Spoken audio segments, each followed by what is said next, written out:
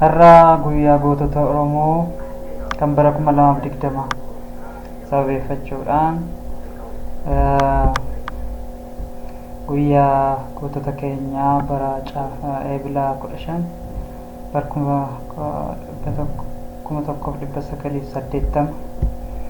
gammoojjii Somaaliyaatti shiftoota Somaaliyaan itti wareegaman yeroo itti yaadachaa jirra. Ayyaana kana yennaa ayyaaneffannu hundumaatti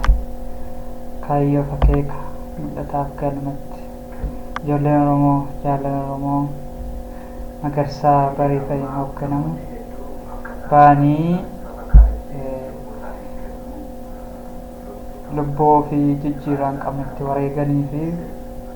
tokkummaa keenya irraatiif bu'uura kaan yeroo itti yaadannu hundumaatti akeekaaf kaayyoo isaanii kan deebi'ee haaromsine ta'uu irra deebinee mirkaneessina. Injifannoon uummata